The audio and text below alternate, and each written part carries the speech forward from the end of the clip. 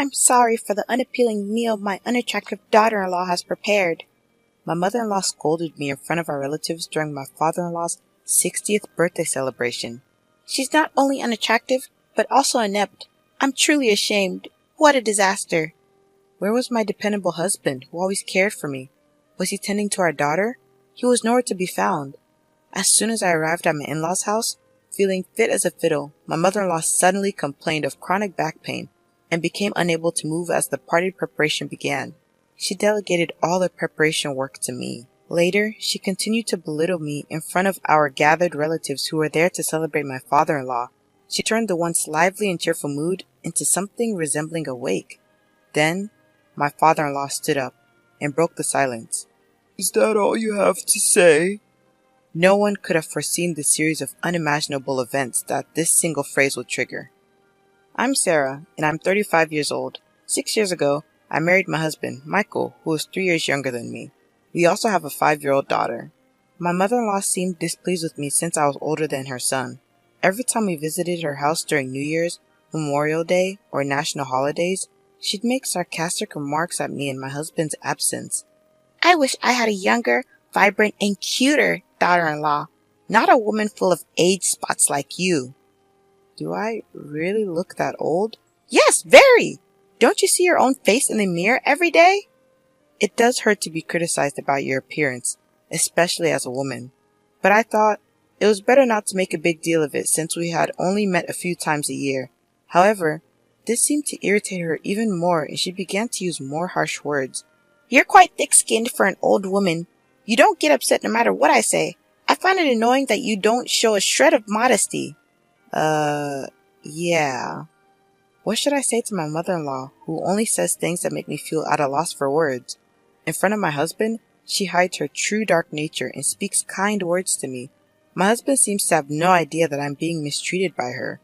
But if I were to accidentally vent my frustrations, I would likely be the one blamed, so I've always held back. Visiting the house with my mother-in-law present felt truly burdensome. However, it was a significant celebration for my kind father-in-law's 60th birthday. Many relatives were gathering, and we were having a grand event, so I decided to attend. My father-in-law is a quiet man who doesn't talk much, but he wraps me in his subtle kindness. When I'm feeling down because of my mother-in-law's nasty words, he gently approaches me and speaks to me. Sarah, if you're having a hard time, feel free to tell me. If it's alright, I'd like to be there for you. I wonder if my father-in-law realized that I was being harassed by my mother-in-law. But to protect me from further harassment behind the scenes, he consciously refrained from openly supporting me. To celebrate such a warm-hearted father-in-law, our family left early in the morning and drove 3 hours to our in-laws' house. I was feeling a bit under the weather with the low-grade fever and lingering fatigue, so my husband Michael took it upon himself to do all the driving. On reaching my in-laws' place, my mother-in-law stepped lightly out of the front door with a gleeful expression. Well, well, look who's here. It's been a while, Michael. You should show your face more often. Oh dear, you look tired. Well, I've been driving non-stop, so it can't be helped. I see, you've worked hard. I'll get the bed ready right away. Why don't you go rest in the back room? I think I'll take you up on that. Sarah, you should get a rest too. You've been taking care of the kid in the car. You must be tired. Besides, you don't seem well. Oh dear, Michael. You didn't know? I called Sarah yesterday and we planned to go shopping together for the 60th birthday celebration. You go and rest. Sarah, once you've put the luggage at the entrance, we'll head out. Of course, no such communication had come and I don't remember making any such shopping promise. Having looked after our energetic 5-year-old daughter, I'm exhausted. And since I'm not feeling well, I'd like to rest too. Since Sarah's not feeling well, let her rest. The shopping can be done by you. But it's your father's big celebration. I want to choose the best ingredients with Sarah. Sarah, you'll keep your promise with me, right? She certainly knows how to make a good excuse. Without giving me a chance to refuse after setting down the luggage, she forcefully pulled me by the arm and shoved me back into the car we had just gotten out of. Then, glaring at me fiercely, she snapped, I don't think you need time to rest. However, right after that, she switched her expression to a big smile and loudly said, Thank you for driving the car. I'm so happy.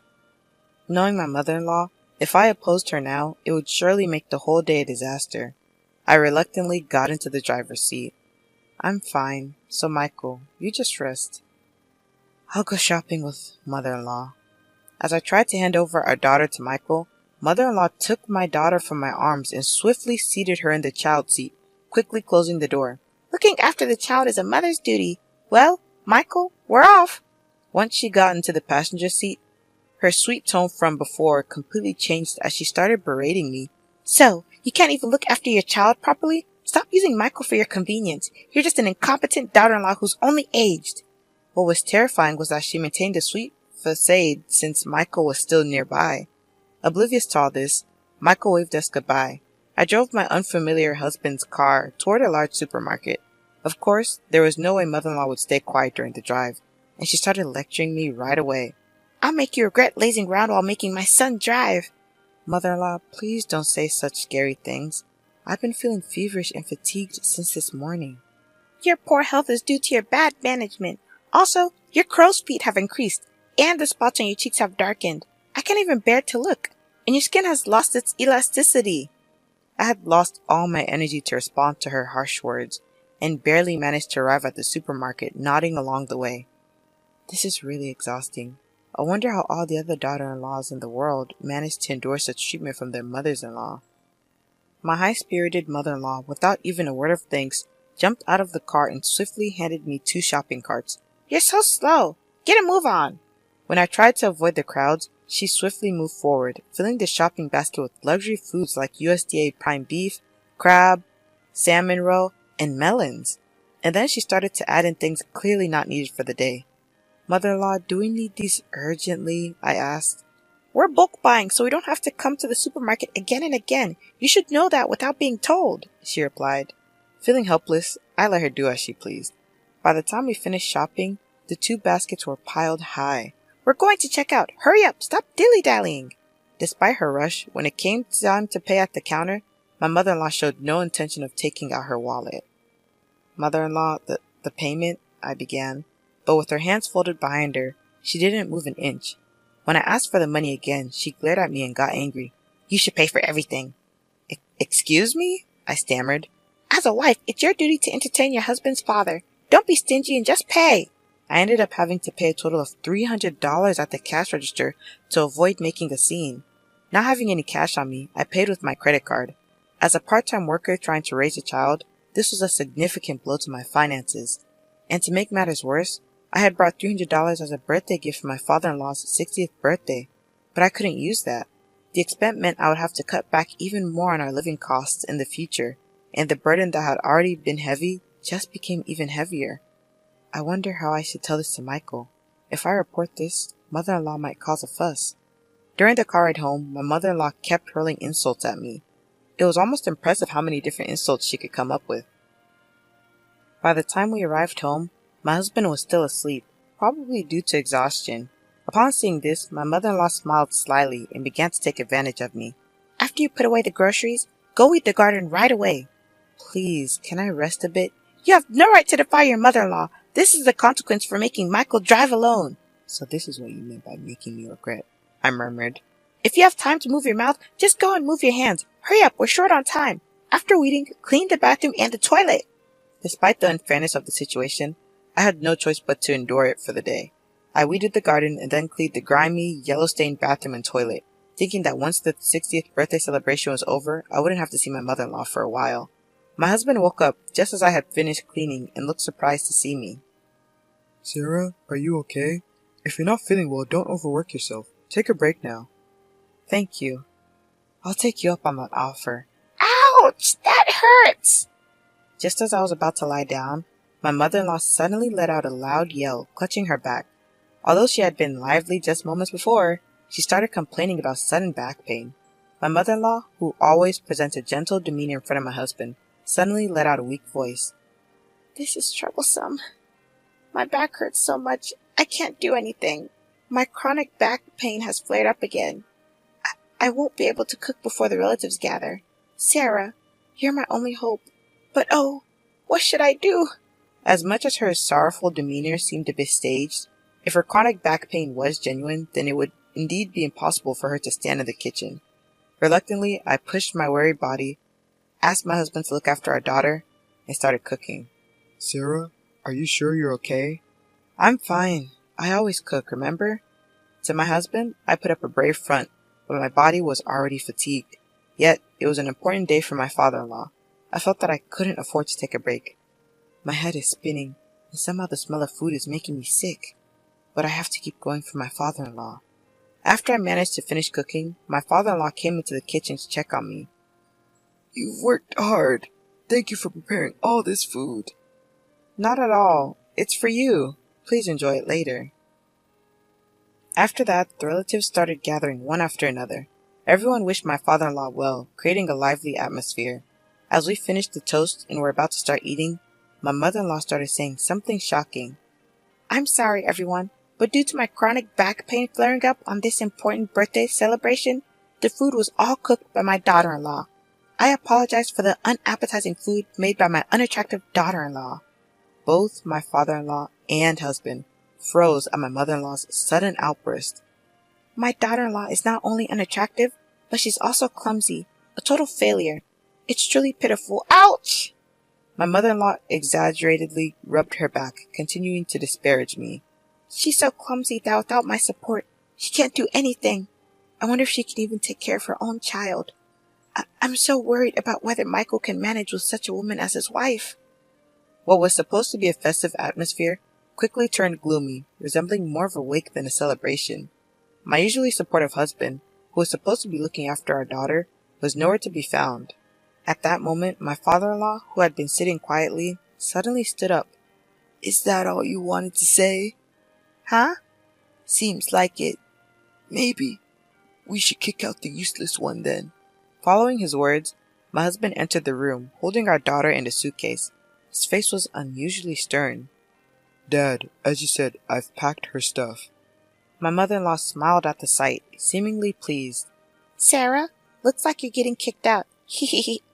But to her surprise, my husband handed the suitcase to her. What? My father-in-law's booming voice added the final blow. Take that and get out of this house right away! Although she seemed unable to comprehend what was happening, my mother-in-law quickly understood the situation. Why should I be the one kicked out?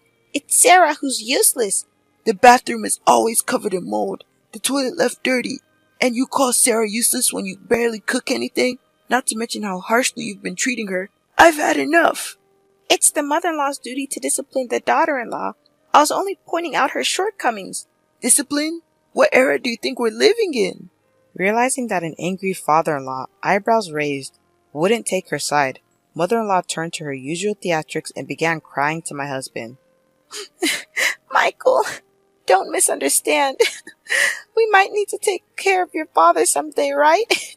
So, I was teaching Sarah how to be a good wife. As tough as that was. Take care of him? That's a laugh. I won't be fooled by you anymore. You've just been bullying Sarah. Even today, despite feeling unwell, she came along to celebrate Dad's 60th birthday. Sarah volunteered to celebrate, didn't she? Don't lie. You also made her pay for the groceries, didn't you? I found a receipt from today in her bag when she was trying to take out candies for our daughter. It shows that Sarah paid with her credit card. I just asked her to pay because I didn't have any cash on hand. I was planning to pay her back, honestly. Really? If I hadn't noticed, you would have just kept quiet. I've turned a blind eye to the common mother-in-law and daughter-in-law issues, but you're going too far. I'm fed up with living with a spiteful old woman. Seeing my husband and father-in-law turn away from her, mother-in-law began to blame me with all her usual acting prowess, tears streaming down her face. So, Sarah has been making false accusations about me. That's terrible. You're all making me the villain. No, I haven't said anything, but it's a fact that you've been bullying me, isn't it? For the sake of father-in-law and my husband, who had gone to great lengths for me, I gathered the courage and spoke the truth for the first time. I would no longer let mother-in-law have her way. That's right. We heard about it from Mia. We also know about the nasty comments you made about Sarah at the supermarket and in the car. Afterwards, you made Sarah do all the weeding and cleaning the bathroom and the toilet. Yeah, Grandma was mean to Mommy. She made her clean a lot of places. You can't trust what a child says. Mia doesn't lie. Let's check the dash cam footage. That should clear everything up. Michael, could you do that? Good idea, Sarah. I'll do that right away. But What is that? Ignoring his mother's question, Michael went to the car parked outside, started the engine, and began playing the dashcam footage. The latest device, which can also record the inside of the car, was installed, so even facial expressions were clear. Ah, it's showing. She was saying these things. I'm shocked. Everyone, come over here and watch this. Relatives who had followed to see what was happening all checked the footage. Upon viewing, they began to comment. This is terrible indeed. Wow, this is the worst. Mother-in-law, who had stayed in the house insisting she wasn't at fault, began to panic as the atmosphere grew tense and ran barefoot toward the car. Everyone was taken aback by her swift movements, despite her supposed back pain. So, the back pain was just an act then. I'm all better now. After casually responding to my words, she tried to awkwardly seat herself in the driver's seat to turn off the dash cam. But she was firmly held by my father-in-law, making it impossible for her to move. Stop! Stop this right now! Don't look at them! But it was too late. No amount of yelling could help her. With all her misdeeds exposed, my mother-in-law, stunned and speechless, sank down helplessly. That's when my father-in-law casually handed her a single piece of paper. I filled in my part. You just need to write your part and submit it. What? Isn't this a divorce form? I had it prepared just in case. I never thought I'd have to use it. Don't ever cross my doorstep again. Wait a minute. I promise to stop harassing Sarah. Please forgive me. The sight of my mother-in-law begging for forgiveness with tears in her eyes was truly pitiful. But this too was likely an act. I firmly pushed my mother-in-law away. You let the cat out of the bag about bullying your daughter-in-law at the end. I will never forgive you. You might want to leave before the neighbors gather around. Oh no. This is terrible. The commotion attracted the attention of neighbors who watched from a distance. Perhaps not wanting to make a scene, she promptly took the divorce form and suitcase, and her supposed back pain was nowhere to be found. She rushed out of the garden.